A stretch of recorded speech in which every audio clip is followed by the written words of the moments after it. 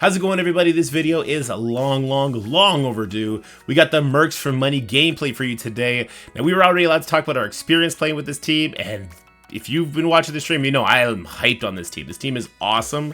They are going to rip war apart. They're definitely going to be changing the meta, and it's really nice when a legendary character is the apex team in that mode, right? Like when Rogue and the Unlimited team came out for Crucible, was like, yeah, they're good, but they're not like that much better than everybody else. Oh boy, this Mercs for Money team, that's not the right case. But there are some counters to them already in game. We're going to go through all that and more in this video. Hope you enjoy it. If you do, make sure you leave a like, share with your friends, and subscribe to the channel. But without further ado, let's get into this. This is going to be the team we're seeing in action during this footage. Just know that although this is a giant team, like 7 red stars on everyone, gear tier 18, level 100, ISO 5 on every single character, I'm testing it against characters that are the same sort of build or higher. Do I think that this team is not going to be capable of punching up, and that's why I'm showing it like this?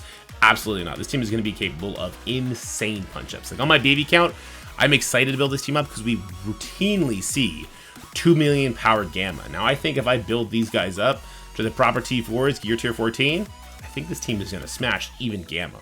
So I'm excited for that. And one thing I do want to talk about is the ISO setup here. I like Striker on Old Man Logan, Deathpool, and Deadpool. And then Skirmisher on Pandapool with Raider on Dakin. That's just because the assist interaction with Pandapool, you want Old Man Logan doing as many basic attacks as possible. I think it's a really good mix. What I will say is Deathpool could get subbed out in matches where immunity plays a factor, which is generally the mirror matchup. Like, because otherwise they kind of just deal with through the immunity for certain characters because they need to get one immunity up, right? Or sorry, one bleed up. And to do that, or for the reason for that, it says when any enemy has bleed, this character in all Mercs for Money allies gain 30% speed stat.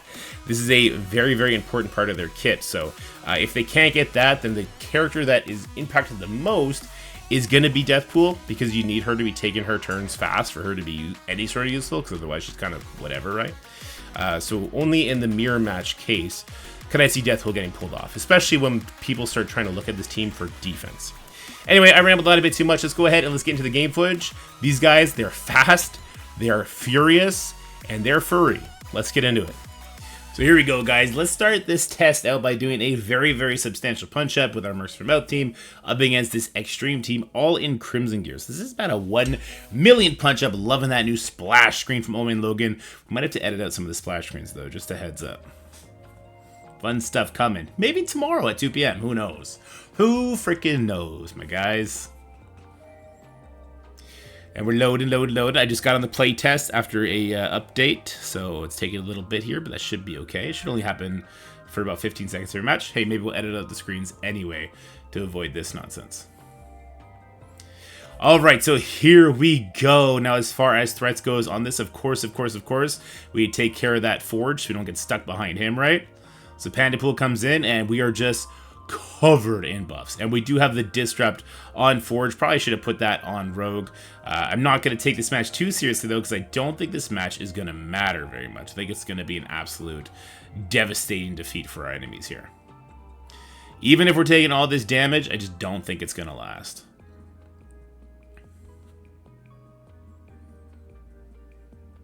You might be noticing some new things on top of the characters. You see the 2 stacks look a lot more pronounced now. That's going to be apparently a visual change that's going to be coming to the game. Pretty excited about that. I think that's great. And I think it's long overdue. It's easier for us to see who's got which buffs just with this little bit of a change, which is awesome. So then Wolverine comes in here. He does his ultimate. You see the animation looks pretty clean, pretty crisp. A lot like that Penny Parker ultimate. And the enemy is just devastated with these debuffs. In fact, everyone besides the Nightcrawler is basically just going to instantly bleed out from this. And that's why I didn't really care to strategically play this match. Even on this big a punch-up, it's not going to matter. Even with Gambit pinging people out, it's not going to matter. Because there's just too much bleed damage from Old Man Logan. This is a 7 red star Old Man Logan, so let's not get it too twisted. This is kind of a super duper maxed. But I'm not concerned that a 5 yellow 4 red Logan is not going to do something very similar. And also, I'm really hopeful that they're going to do what they did with the past legendary characters, where their dark promotion credits get in there sooner. So if you do get them at 5 yellow, or even 4 yellow, or 6 yellow, that you're going to be able to quickly upgrade them. So that was really easy. Let's go do another fight. right, so let's ratchet up the difficulty up a little bit, just thematically. So this is going to be up against Infestation.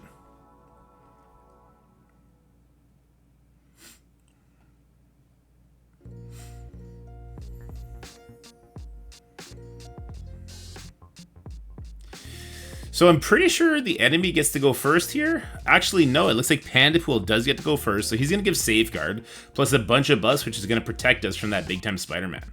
Including the immunity. Yeah, so that's why this match is just going to be over before it starts. I'm actually just going to target the big-time Spider-Man here and see what happens. Holy jumping that damage. It's not even close. This match is over before it even thinks to begin. Old Man Logan goes hard. Oof. Oof. Oof.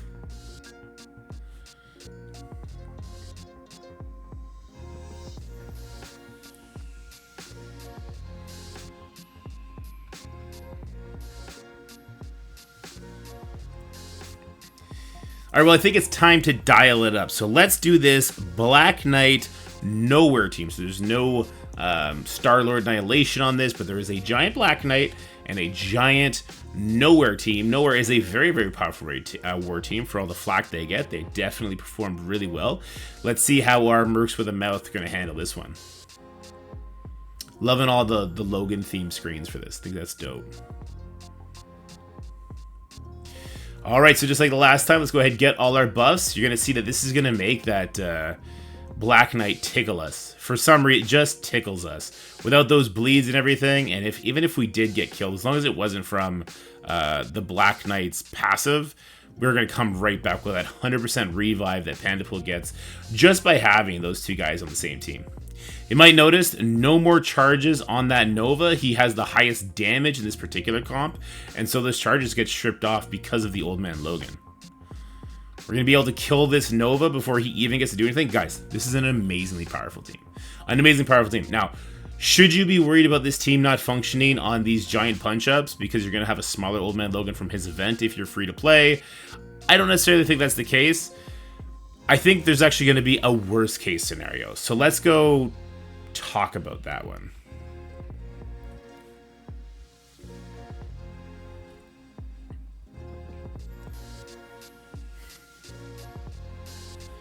All right, now this, in my opinion, is going to be the worst case scenario, but it's also going to be where I think the game is headed right now. Right now, at the highest end, where the biggest spenders that have the biggest voice play, there is a huge, huge, huge issue with war balance. War offense is like a 2-to-1 to war defense. I think we're in route for a lot of war defense teams, and I think the Mercs for Mouth team is going to be the first in that effort. So you see, we went first. We won that coin flick, but then the Pandapool went, so he's going to cover them in buffs as well. So we're both stuck hitting into the Pandapools. What we need to do is we need to get off the Pandapool, and we got to kill Old Man Logan. If you can't get to the Old Man Logan, then Pandapool will just keep reviving. And I mean, Deadpool is the other 40% for Panda, but he also gets 100% revive from, I believe it's Deathpool or also from Old Man Logan, so it doesn't really matter. So here we go. Got some big damage in there. But once again, we need to get past the Panda. That's where that Skirmisher Striker combo comes in with Old Man Logan. Our Panda's probably going to die to the exact same thing, but you see our team is really weak right now compared to theirs. Well, our Panda survived. Regardless, we're going to go for the Old Man Logan now. He does have that revive, so we got to take him out. There we go. And you see he perma-died there. Now that is a known bug. That's actually kind of a good thing. That's a known bug with Deathpool's passive. When it's not the first tick of her passive that gets a kill, if it's the second tick, I think it kills people permanently. We've seen that in the past. Not sure if that's on their radar, if they're going to fix it. I'm actually not going to bring that up because I think it's more handy in our PvE aspect than not. But I'll tell you from experience, having done this match quite a bit on a punch across, it can go either way. It could really go 50-50 for me, depending on coin toss, who wins that, and just kind of crit damage and stuff like that. This is not a mirror-friendly matchup. Let's go do some OP characters, like Super Skrull, Apocalypse.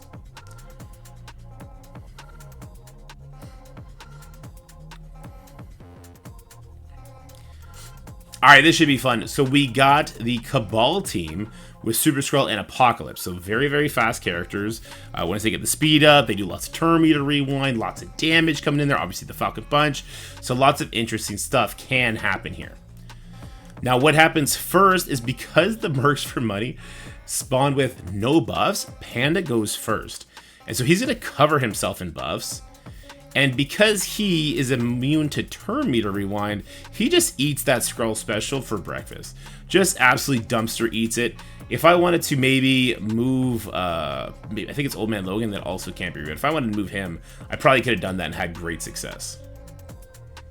I'm just going to go for the Namor here for no particular reason. I guess we could switch over to Apocalypse just to hit more people.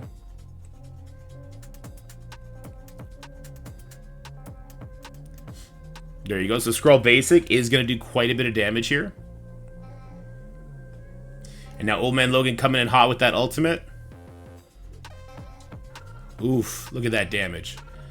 Look at that disrupt. All those bleeds coming in. The Apocalypse might be in trouble here of bleeding out. That was not a small Apocalypse, gang. That was a pretty big Apocalypse. We'll go for the Skrull now. Let's see. He's going to ult us here in a second. Let's see what happens with that one. Like we were saying when we were first talking about the case, though, like, I don't expect we're going to see lots of death pool one-shot mechanics coming in. She just doesn't get charges that way. Like, her kit, as far as that ultimate goes, that's definitely still kind of tailored to Cosmic Crucible with the new Warriors, or, I guess, Mystic Raids, rather. But as you can see here, this didn't feel very bad. This didn't feel bad at all. Now, there's one match that does feel super bad. And we'll go play it.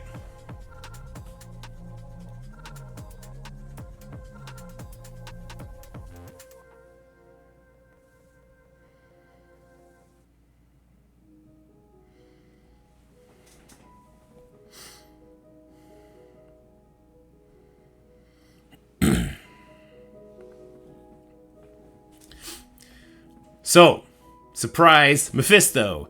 Anything Mephisto is gonna feel absolutely horrible. Because it should, right? Because it's Mephisto. We shouldn't just be instantly walking over him with a newer raid team when he is still the newest Dark Dimension character. Now the problem with Mephisto, when it comes to this team is he does go first. He covers you in these debuffs plus trauma, but more so than anything else, his kills are permanent, and not just his kills. Anybody on his team or the enemy team, when he is in play, simply cannot revive, right? So Pandapool's not going to revive, Deadpool's not going to revive, Dakin won't revive even if Old Man Logan gets the abilities on him. Old Man Logan's not going to revive. Deaths are deaths. You can see right there, Panda does not come back. Now, I've won a couple Mephisto matches, but it was like horrible, horrible compositions. It was like Spider Society with Mephisto. And even that one was not super safe, because obviously that Spider Society is not trash. But you can see here, like, the perma kills, it just neuters the team. So that's probably a good thing, right? I mean, that's a good thing. And then we should talk about Mercs for Money against the newest team that we'll be talking about tomorrow. So there'll be a video on that one tomorrow, possibly, maybe. I don't know. We'll see you guys tomorrow at 2 p.m. Eastern. All right, guys, let me know what you're thinking about this Mercs for Money team. And as always, stay happy, healthy, have fun. I'll see you in the next one. I'm definitely building this team because they're going to do gigantic punch-ups into something like Gamma. That's it for the video, guys. I hope you enjoyed it. If you did, make sure you like, share, and subscribe. Stay happy, healthy, have fun, and I'll see you in the next one.